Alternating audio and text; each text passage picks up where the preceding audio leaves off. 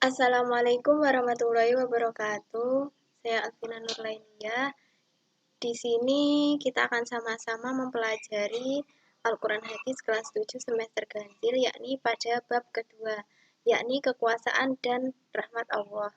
Nah, pada pertemuan pertama kita akan membahas mengenai Quran Surat Asy-Syams ayat 1 sampai 10, membaca, mengartikan, serta menjelaskan isi kandungan dari Quran Surat Asy-Syams, yang mana berkaitan dengan kekuasaan dan rahmat Allah. Pengertian rahmat dan kekuasaan Allah. Rahmat dalam bahasa Arab terdiri atas 3 huruf, yakni ro, ha, dan mim, yang berarti kelembutan, kehalusan, dan juga kasih sayang.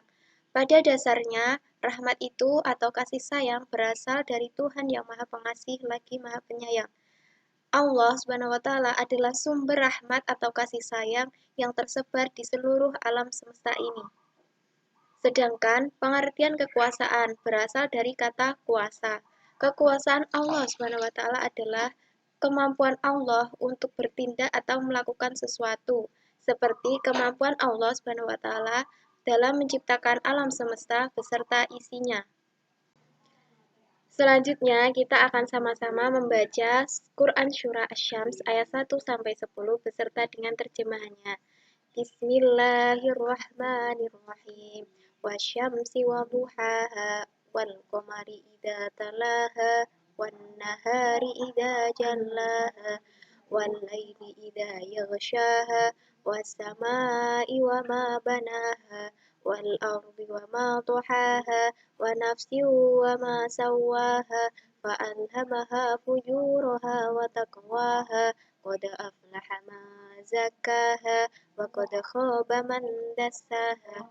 Artinya, demi matahari dan cahayanya di pagi hari, dan bulan apabila mengiringinya, dan siang apabila menampakkannya, dan malam apabila menutupinya, dan langit serta pembinaannya, dan bumi serta penghamparannya, dan jiwa serta pembinaannya.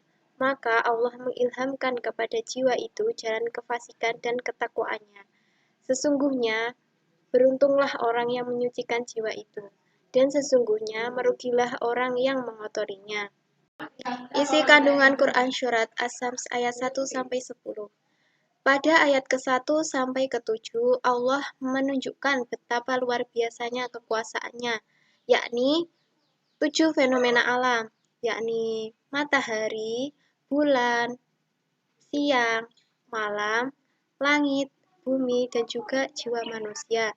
Semua hal tersebut berjalan beriringan beraturan sesuai dengan ketentuan Allah SWT.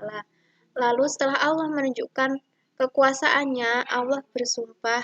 Pada ayat ke-9 dan 10, Allah menjelaskan apa yang ditekankan pada ayat tersebut, yakni pada ayat ke-9 Allah menjelaskan bahwasanya sungguh orang-orang akan beruntung jika ia menyucikan jiwa tersebut, yakni orang-orang yang selalu mengisi kebaikan, orang-orang yang selalu menyucikan jiwanya dengan melakukan amalan-amalan yang baik, sehingga orang-orang tersebut adalah orang-orang yang beruntung dan kelak mendapatkan tempat yang terbaik di akhirat.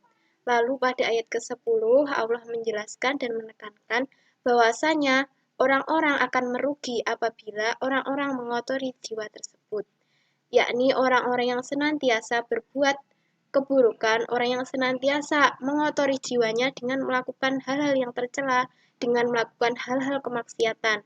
Nah, oleh karena itu, orang-orang yang melakukan pengotoran jiwa ini akan mendapatkan tempat yang buruk, balasan yang buruk ketika di akhirat. Nah, oleh karena itu, dari isi kandungan Quran Surah Asy-Syams ayat 1 sampai 10 ini, bahwa dapat kita simpulkan bahwasanya yang pertama, yakni sebagai manusia kita harus senantiasa sadar dan bersyukur atas kekuasaan Allah, yakni menciptakan alam semesta beserta seluruh isinya. Yang kedua, sebagai orang yang percaya atas kekuasaan Allah SWT, hendaknya kita senantiasa menyucikan jiwa kita dengan melakukan amalan-amalan baik yang sesuai dengan tuntunan ajaran agama Islam. Yang ketiga, sebagai manusia yang berakal, kita hendaknya dapat memahami bahwasanya penciptaan langit dan bumi, pergantian siang dan malam adalah salah satu tanda-tanda kekuasaan Allah. Dan yang terakhir, sebagai manusia yang beriman, kita hendaknya selalu bersyukur kepada Allah Subhanahu wa Ta'ala yang telah memberikan rahmat bagi kita semua, yakni berupa rizki dan juga perlindungan, bahkan sejak kita masih berada di dalam kandungan. Nah, sekian penjelasan dan materi hari ini yang bisa kita pelajari.